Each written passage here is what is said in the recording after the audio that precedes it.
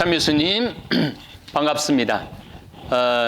오늘은 2023년 7월 11일입니다. 7월 11일은 저한테 의미 있는 날입니다. 내 본명축일, 영명축일입니다. 제가 베네딕토인데 오늘 베네딕토 성인이 하늘로 오르신 날입니다. 저는 개인적으로 제 본명을 참 좋아합니다. 베네라는 뜻은 좋다라는 말입니다. 딕두스, 베네딕투스라고 그러는데 라틴어로 좋은 말이에요. 축복, 좋은 말. 제가 유튜브를 통해서 또 일반 방송을 통해서도 좋은 말을 많이 하려고 노력하는 이유 중에 하나가 바로 제 본명 때문에 더 그렇다라는 생각을 합니다. 제가 2013년부터 잠비아에 오기 시작을 했습니다. 물론 아프리카 여행은 2005년에 탄자니아 세렝게티 초원도 가보고 킬리만자로도 가보고 케냐 나이로비도 가보고 빅토리아 폭포도 가보고 남아프리카 케이프타운도 가보고 많이 가봤습니다. 그래서 아프리카는 저한테 먼 대륙이 아닙니다. 그런데 아프리카는 참 미래에는 아프리카밖에 희망이 없는 나라라고 그래요. 왜냐하면 대륙이라고 그래요. 유럽도 인구가 줄어들고 있고 아시아도 인구가 줄어들고 있고 북아메리카도 인구가 줄어듭니다. 정치적인 상황이 안 좋다 하더라도 아프리카는 굉장히 젊은 대륙입니다. 그래서 앞으로 무궁한 발전의 기회가 있는 대륙이 아프리카입니다. 그런데 좀 안타깝게도 지중해, 그러니까 이집트, 알제리, 모로코 이쪽은 사실은 로마 문화권입니다.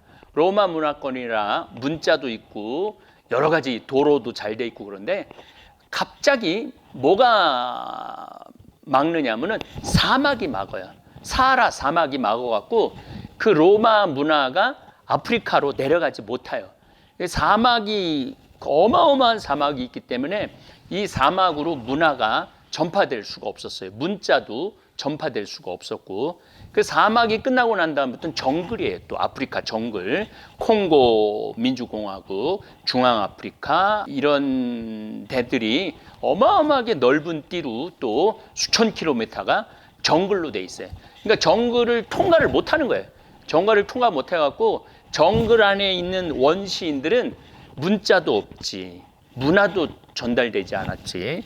그런 상태에서 1492년 대항해 시대가 끝나고 난 다음에 아프리카도 발견이 되죠. 아프리카도 발견이 되는데 유럽 사람들이 아프리카를 교육적으로, 문화적으로 발전을 시킨 게 아니라 노예를 끌어가는 착취의 대상, 그 다음에 사냥터로 해서 그냥 아프리카를 그냥 요절을 내요. 그러고 난 다음에 빅토리아 폭포 쪽 보츠와나 이쪽으로 내려가다 보면은 빅토리아 폭포 높이가 한 500m, 1000m 정도 돼요. 1000m가 절벽이에요, 절벽. 그러니까 또 이 원시인들하고 또 남아프리카 공화국 이 아래쪽하고 문화가 단절이 돼 있어요. 그래서 아프리카는 세 대륙으로 나눠져 있어요. 사막, 그 다음에 정글, 그 다음에 대평원 이렇게 나눠져 있습니다. 그래서 지금 남아프리카 공화국을 가보면은 아주 그 평원이 기가 막혀요. 그런데도 백인들이, 영국 사람들이 그 기가 막힌 데를 아프리카 사람들한테 내주지 않고 착취를 몇백 년 동안 했죠. 지금도 착취를 하고 있는 대륙이라고 봐도 지나친 말은 아니라고 생각을 합니다. 제가 10년 동안 잠비아를 오면서 내 나라를 생각하게 됐어요. 대한민국을.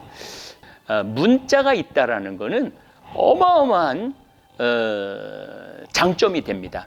수메르 민족, 메소포타미아 문명, 지금 이란, 이라크 지역의 수메르 문명이 왜 인류의 최초의 문명이냐면은 글자가 있었기 때문에 그래요. 글자가 우리나라도 이두문자, 한자, 더욱이 세종대왕님의 한글은 대한민국이 정말로 500년, 600년 뒤에 이런 영광을 누릴 수 있는 것은 세종대왕님 덕분입니다. 그런데 이 아프리카에는 말은 언어는 있는데 문자가 없어요. 문자가. 그러니까 문자가 없으니까 문화가 축적되지 않고 원시 상태 그대로예요. 제가 지금 여기 와 있는 카사리아도 여기는 부시라고 그래요. 아프리칸 사막이 있고 정글이 있고 부시가 있는데 여기는 풀이 어마어마하게 2m 정도 자라는 부시 지역이에요. 어떻게 보면은 원시 지역이죠. 근데 이 사람들 사는 모습을 보면 원시인으로 살고 있어요. 원시인으로. 뭐 전기도 없고 전화도 없고 텔레비전도 없고.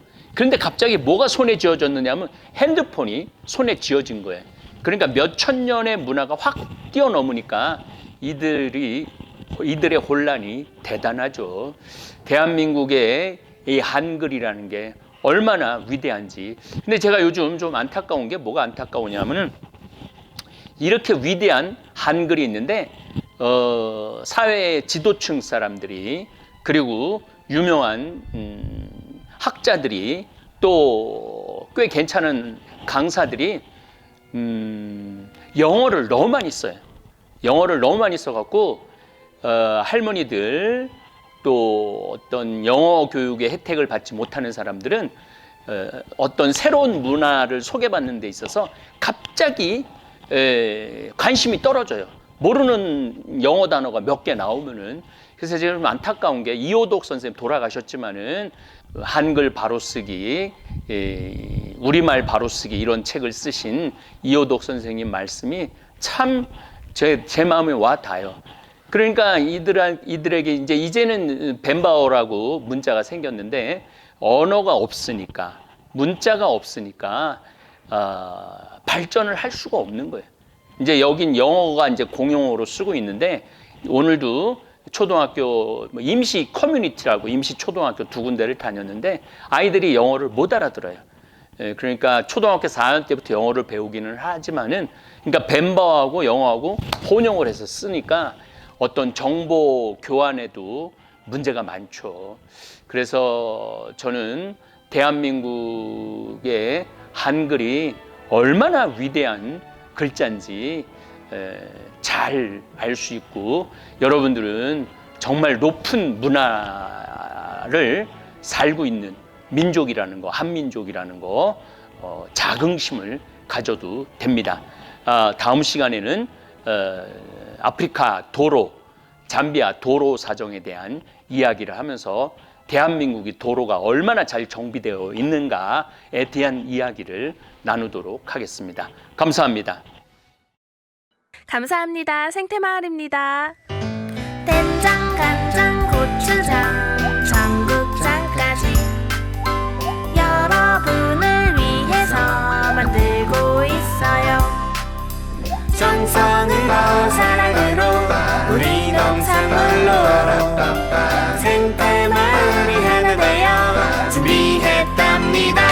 예! 된장, 간장, 고추장, 청국장까지 여러분을 위해서 만들고 있어요.